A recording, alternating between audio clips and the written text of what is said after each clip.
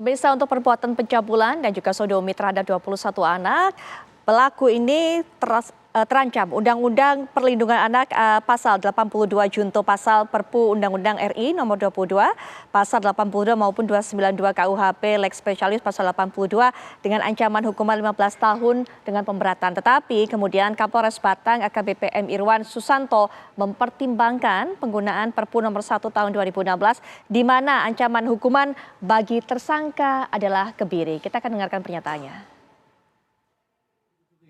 Ujuk-ujuk pakai apa, Mas? Pakai HP, urusan jalan-jalan, urusan pakai uang jajan gitu. Berapa kalau ngasih uang jajan? Sekitar 20.000, 10.000. Emang sukanya sama laki-laki apa suka Enggak. perempuan juga? Enggak. Juga suka sama perempuan. Pernah jadi korban? Dulu pernah, Dulu pernah. Umur berapa, Mas? Berapa ya? masih kecil, Pak. Masih kecil. Di mana? Pelakunya di mana, Pak? Pelakunya Tetangga? enggak, Pak. Di mana? Di desa Seli, Pak. Bisa sebelah? Bisa sendiri. Bisa sendiri? Iya, Di Sanguman. Ketandan, Pak. Orang terdekat tadi. Iya. Ada beberapa TKP yang perlu kita sampaikan. Yang pertama adalah rumah kos-kosan milik keluarga tersangka. Jadi sudah disiapkan satu ruangan kamar yang biasa digunakan untuk melakukan kegiatan cabul atau sodomi. Yang kedua, di salah satu korban di rumahnya. Jadi dengan modus dihubungi, sepi, kemudian bertemu dan melakukan aksinya. Yang ketiga, di sebuah ruangan di sekitar tempat pembelajaran les rebana. Dari 21 korban ini kita masih terus mendalami, kemudian diduga kuat kemungkinan akan bertambah. Pemirsa, kita akan dapatkan keterangan lebih lanjut termasuk juga upaya pendampingan kepada para korban. Ini akan disampaikan oleh salah satu pendamping korban yaitu Bapak Dimas Adi Pamungkas. Assalamualaikum warahmatullahi wabarakatuh. Selamat malam Pak Dimas. Waalaikumsalam, selamat malam Baik. Mbak Rita. Pak Dimas, mungkin bisa dijelaskan kepada kami bahwa kami dapatkan informasi Pak Dimas ini adalah pendamping para korban. Nah, ada berapa korban yang Pak Dimas dampingi, Pak? Untuk keseluruhan dari LSM Trinusa melakukan pendampingan ada 21 anak. 21 anak total. Iya. Ya. Bentuk pendampingan seperti apa yang Pak Dimas berikan? Kami dengan bentuk yaitu melakukan visum terhadap para korban, terus kita melaporkan, setelah divisum kita melaporkan ke Polres Batang. Baik, Pak Dimas, kami sempat dapatkan informasi bahwa tahun 2020, artinya 2 tahun lalu, sebenarnya korban ini pernah bertemu atau salah satu korban pernah kemudian bertemu dengan pelaku, kemudian masyarakat mengetahuinya dan ada upaya mediasi, ada upaya damai di antara korban dengan pelaku. Apakah betul seperti itu Pak Dimas? Mungkin bisa dijelaskan.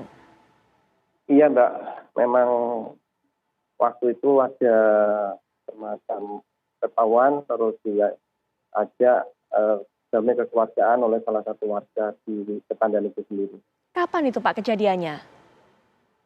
Sudah lama Mbak. 2020 Kurang 4 betul? tahun. 4 tahun yang lalu. Kalau 4 tahun lalu berarti 4 tahun lang. sekitar 2018 pada saat itu. Iya.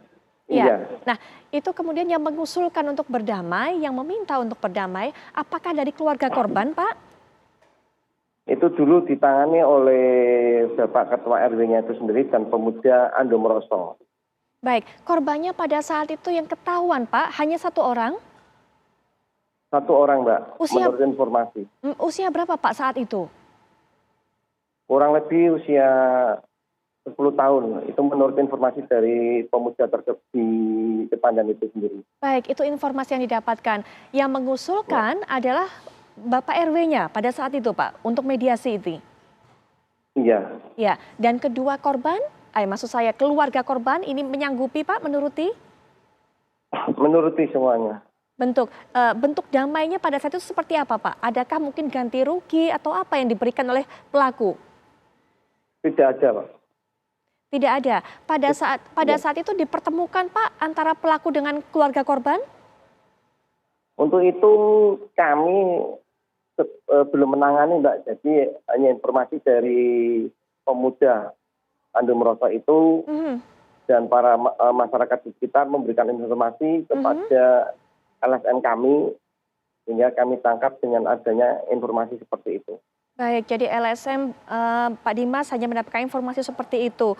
Jadi Pak, mungkin ada informasi lanjutan Pak, apa sebenarnya yang dilakukan pada saat proses perdamaian itu? Ada janji apa dari pelaku sehingga kemudian keluarga korban mau memaafkan, mau menerima dan tidak melaporkan kepada polisi kasus itu Pak? Berdasarkan informasi itu tidak akan melakukan perbuatan pencabulan itu kembali. Maaf Pak, saya tidak mendengar. Boleh diperjelas lagi Pak? Saya kurang mendengar, mohon maaf. Pada waktu itu pelaku berjanji tidak akan melakukan perbuatan pencabulan itu kembali. Baik, jadi hanya lewat janji ya Pak? Tidak ada ganti rugi material, tidak ada apa-apa pun ya Pak? Tidak. Baik, Pak Dimas, apakah para korban yang saat ini ada di bawah bimbingan Pak Dimas juga dan LSM-nya ini sudah ditemani oleh para psikolog mereka, Pak? Ya, untuk para korban memang kami pendampingannya hanya sebatas di rumah sakit sama Polres.